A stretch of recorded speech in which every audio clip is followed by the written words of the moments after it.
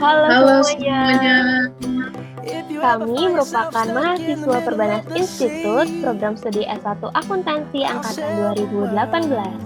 Di sini kami akan menjelaskan analisa laporan keuangan yang terdiri dari analisis rasio dan analisis arus kas. Video ini merupakan tugas dari Bapak Rizal Mawardi selaku dosen mata kuliah analisa laporan keuangan. Sebelumnya, perkenalkan nama saya Gladys Kaliandi dengan NIM 1811000007 dan rekan saya Iren Zevania dengan NIM 1811000177. So, keep on watching.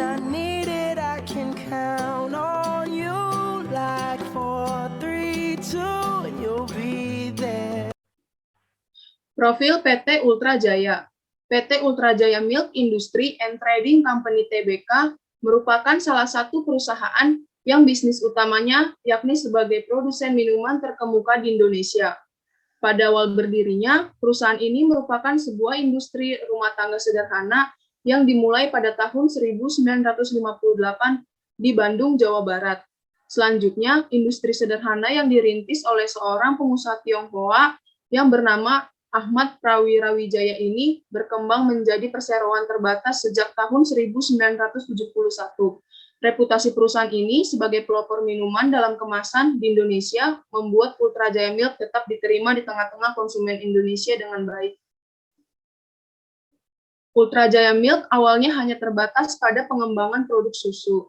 Namun seiring dengan diversifikasi perusahaan, Ultra Jaya Milk mulai mengembangkan inovasi produk jus yang kemudian dikenal dengan merek Buahvita Gogo. Perusahaan juga mengembangkan varian minuman lain yang populer seperti teh kotak, sari asam asli, dan sari kacang hijau. Pada tahun 2008, merek Buahvita dan Gogo diambil alih oleh PT Unilever Indonesia Tbk, yang menyebabkan perusahaan lebih terfokus dalam pengembangan produk susu. Dalam perkembangannya, Ultra Jaya Milk berperan sebagai pemain utama dalam industri susu cair di tanah air. Hal ini dibuktikan dengan pencatatan kapasitas produksi yang mencapai 1 juta liter tiap harinya. Dengan hal ini, total produksi perusahaan telah menyerap setidaknya lebih dari 90% di pasar domestik. Analisis likuiditas. Analisis ini merupakan gambaran posisi uang kas dan kemampuan suatu perusahaan untuk melunasi atau membayar kewajiban utang sesuai pada waktu jatuh tempo yang telah disepakati. Analisis likuiditas terdiri dari 1. Current ratio atau rasio lancar. 2. Quick ratio atau rasio cepat. 3. Collection period atau periode penagihan. Dan yang keempat yaitu days to sell inventory, hari untuk penjualan persediaan. Current ratio atau rasio lancar. Rasio ini dapat diketahui sejauh mana aktiva lancar perusahaan dapat digunakan untuk menutupi kewajiban jangka pendek atau utang lancarnya. Adapun rumus dari current ratio yaitu current asset dibagi dengan current liabilities. Yang kedua, quick ratio atau rasio cepat. Rasio ini menunjukkan kemampuan perusahaan dalam membayar kewajiban jangka pendek dengan menggunakan aktiva lancar atau tanpa persediaan untuk membayar utang jangka pendeknya. Adapun rumus dari quick ratio yaitu cash and cash equivalents ditambah marketable securities ditambah account receivable dibagi dengan current liabilities. Ketiga yaitu current collection period atau periode penagihan. Rasio ini untuk mengukur seberapa lama waktu yang dibutuhkan oleh perusahaan dalam menerima seluruh tagihan dari konsumen. Adapun rumus dari collection period yaitu average account receivable dibagi dengan sales per 360. Yang keempat yaitu days to sell inventory atau hari untuk penjualan persediaan. Rasio ini yaitu untuk mengukur berapa hari yang dibutuhkan untuk menjual seluruh persediaan atau inventory yang tersedia. Adapun rumus dari days to sell inventory yaitu average inventory dibagi dengan cost of sales per 360.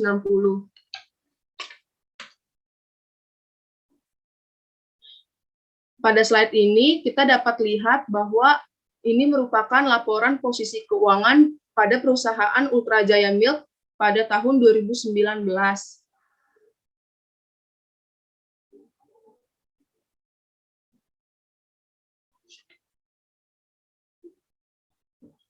Untuk current ratio pada perusahaan Ultra Jaya Milk, dapat kita lihat bahwa pada tahun 2019 sebesar 4,44, sedangkan pada tahun 2018 yaitu sebesar 4,40. Kesimpulan dari current ratio ini atau rasio lancar dari perusahaan PT Ultra Jaya Milk yaitu perusahaan mampu memenuhi kewajiban-kewajibannya karena jumlah aset lancar pada perusahaan Ultra Jaya tersebut lebih besar dibandingkan dengan hutang lancarnya, sehingga semakin tinggi kemampuan perusahaan untuk menutupi kewajiban jangka pendeknya. Yang kedua yaitu quick ratio atau rasio cepat. Pada tahun 2019, current quick ratio-nya sebesar 3,22, sedangkan pada tahun 2018 sebesar 3,16. Kesimpulannya yaitu pada tahun 2019 dan tahun 2018, hasil tersebut lebih besar dari 1, sehingga PT Ultra Jaya baik dalam memenuhi kewajibannya. Yang ketiga yaitu collection period. Untuk tahun 2019, perusahaan Ultra Jaya collection period-nya sebesar 33 hari, sedangkan pada tahun 2018 yaitu sebesar 34 hari. Kesimpulannya yaitu PT Ultra Jaya pada tahun 2019 memiliki jumlah hari untuk menerima piutang yang sedikit dibandingkan dengan tahun 2018, yang artinya piutang PT Ultra Jaya lebih cepat terlunasi pada tahun 2019 dibandingkan dengan tahun 2018. Sedangkan days to sell inventory PT Ultra Jaya Milk pada tahun 2019 sebesar 78 hari, sedangkan pada tahun 2018 yaitu sebesar 71 hari. Kesimpulannya yaitu jumlah hari yang dibutuhkan pada perusahaan PT Ultra Jaya untuk tahun 2019 lebih besar dibandingkan pada tahun 2018. Hal ini menandakan bahwa PT Ultra Jaya kurang unggul dalam hal mengukur seberapa lama waktu yang dibutuhkan oleh PT Ultra Jaya untuk menjual persediaan, sehingga penjualan persediaan pada tahun 2019 lebih lama terjual dibandingkan pada tahun 2018.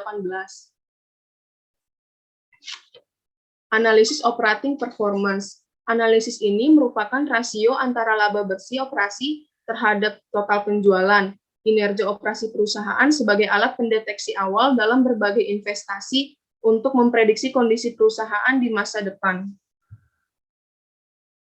Analisis operating performance terdiri dari 1. Gross profit margin atau margin laba kotor. Rasio margin laba kotor adalah rasio yang menunjukkan kinerja penjualan suatu perusahaan berdasarkan efisiensi proses produksinya. Adapun rumus gross profit margin yaitu sales dikurangi cost of sales dibagi dengan sales. Yang kedua yaitu net profit margin atau margin laba bersih. Margin laba bersih merupakan rasio yang menyatakan keuntungan dari operasi bisnis sebagai persentase dari pendapatan atau penjualan bersih. Rumus dari net profit margin yaitu net income dibagi dengan sales. Dan yang ketiga yaitu operating profit margin. Operating profit margin merupakan ukuran kemampuan perusahaan untuk meningkatkan laba sebelum bunga dan pajak dibandingkan dengan penjualan yang dicapai oleh perusahaan. Oleh sebab itu, rasio ini dapat diukur untuk menghasilkan laba operasi dan penjualan bersih selama periode tertentu. Adapun rumusnya yaitu income from operations dibagi dengan sales. Di sini dapat kita lihat bahwa ini merupakan laporan laba rugi dari perusahaan PT Ultra Jaya Milk untuk menghitung analisis operating performance. Untuk gross profit margin dari perusahaan Ultra Jaya pada tahun 2019 sebesar 38%, sedangkan pada tahun 2018 sebesar 36%. Kesimpulannya yaitu tingkat gross profit margin PT Ultra Jaya pada tahun 2019 meningkat sebesar 2% dibandingkan pada tahun 2018, sehingga kondisi keuangan PT Ultra Jaya semakin baik. Yang kedua yaitu net profit margin. Pada tahun 2019, net profit margin perusahaan Ultra Jaya sebesar 17%, sedangkan pada tahun 2018 sebesar 13%. Tingkat net profit margin PT Ultra Jaya pada tahun 2019 mengalami peningkatan yang baik, yaitu sebesar 4%, yang artinya PT Ultra Jaya memiliki kemampuan dalam menghasilkan laba yang semakin baik. Untuk operating profit margin pada perusahaan PT Ultra Jaya untuk tahun 2019 yaitu sebesar 24%, sedangkan pada tahun 2018 yaitu sebesar 18%. Kesimpulannya yaitu tingkat operating profit margin pada tahun 2019 lebih tinggi yaitu sebesar 24% dibandingkan pada tahun 2018 yang hanya sebesar 18%, sehingga ini menunjukkan persentase laba operasi pada penjualan pada tahun 2019 lebih besar dibandingkan pada tahun 2018.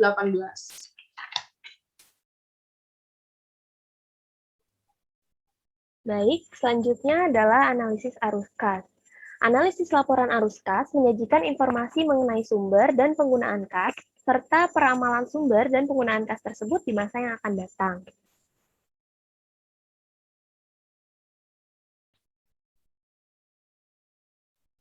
Laporan arus kas. Laporan arus kas atau cash flow merupakan laporan yang memperlihatkan secara rinci arus kas yang masuk atau penerimaan dan kas yang keluar atau pengeluaran dari suatu perusahaan. Laporan arus kas umumnya disusun berdasarkan data-data dari laporan laba rugi selama periode berjalan dan dari data neraca pada periode sebelumnya. Penyusunan laporan arus kas terdiri dari dua metode, yaitu metode langsung atau direct method dan metode tidak langsung atau indirect method. Sementara arus kas sendiri dibagi menjadi 3 macam aktivitas, yakni aktivitas operasi atau operating activity, aktivitas investasi atau investing activity, dan aktivitas pendanaan atau financing activity. Yang pertama adalah arus kas dari aktivitas operasi. Arus kas dari aktivitas operasi yaitu aliran kas yang berkaitan dengan kegiatan operasional perusahaan selama periode tertentu. Umumnya dalam arus kas operasi ini terdapat informasi mengenai perubahan dari laba atau rugi perusahaan, non-cash expense atau non-cash revenue, seperti contohnya depreciation expense untuk non-cash expense, dan gain on sale equipment untuk non-cash revenue. Selain itu, terdapat juga perubahan dari current asset atau current liability, di mana perubahan yang ada dapat mengakibatkan kenaikan atau penurunan pada kas perusahaan. Berikut dapat dilihat bahwa laba perusahaan PT Ultra Jaya Milk Industry Tbk pada tahun 2018 itu sebesar 700 miliar, karena data pada laporan ini merupakan disajikan dalam jutaan rupiah, sehingga dapat dilihat untuk tahun 2018 sebesar 700 miliar sekian, dan untuk tahun 2019 mengalami kenaikan yaitu sebesar 1 triliun sekian. Dalam hal ini terlihat bahwa terdapat kenaikan laba dari tahun 2018 ke tahun 2019.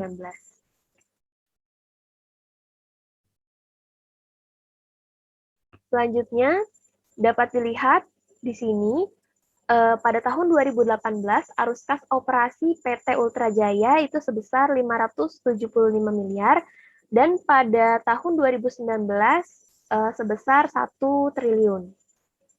Maka dari itu dapat dilihat bahwa arus kas operasi PT Ultra Jaya diperoleh hasil yang positif, yang berarti perusahaan masih dapat memaksimalkan penggunaan kas untuk aktivitas non-operasi. Yang kedua adalah arus kas dari aktivitas investasi.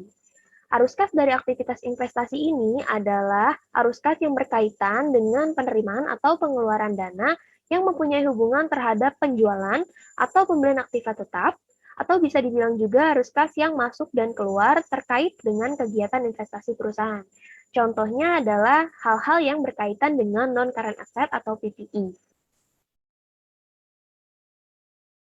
Di sini dapat dilihat, pada tahun 2018, kas neto yang dikeluarkan perusahaan untuk aktivitas investasi bernilai negatif sebesar 1 triliun sekian, dan pada tahun 2019 bernilai negatif sebesar 264 miliar sekian.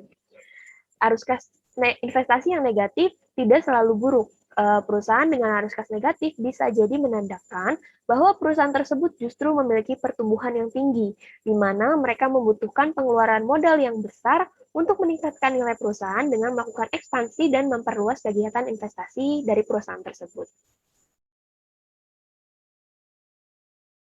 Dan yang ketiga, ada arus kas dari aktivitas pendanaan.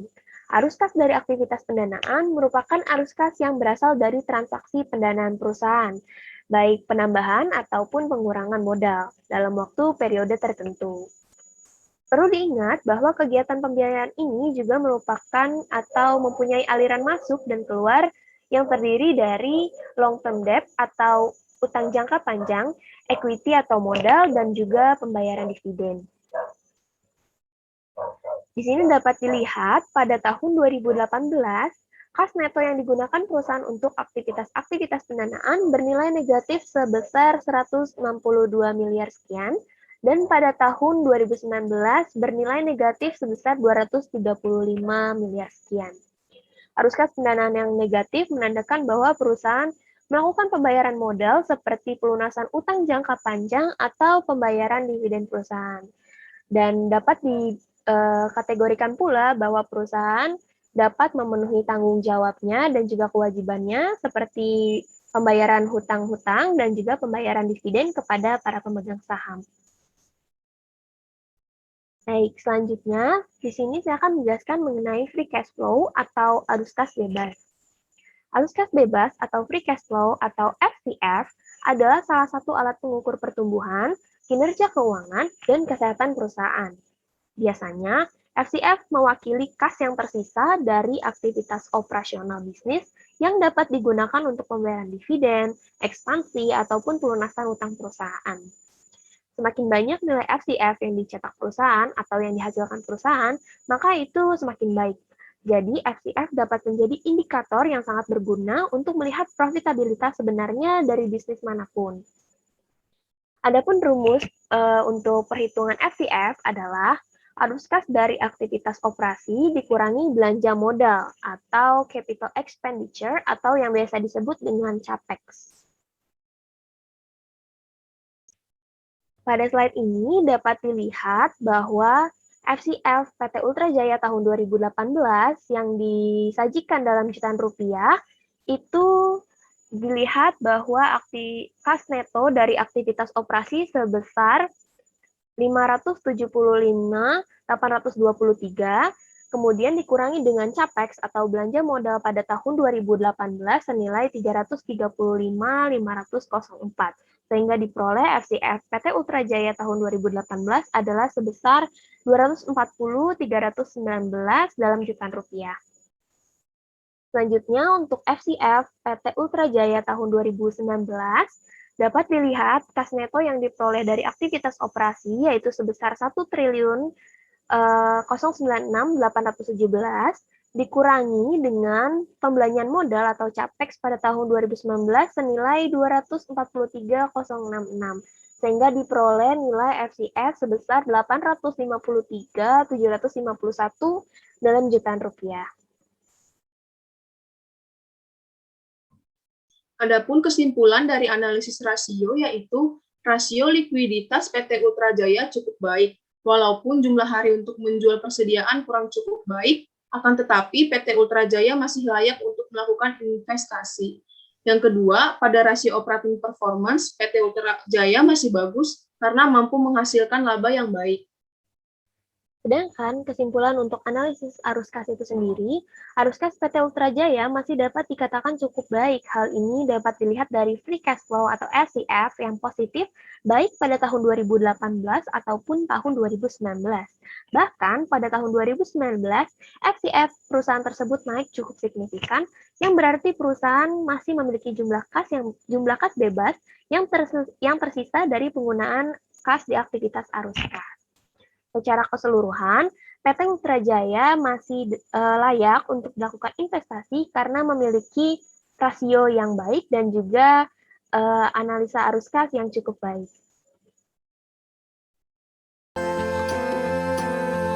Demikian yang dapat kami sampaikan, semoga dapat bermanfaat dan juga menambah ilmu bagi para penonton.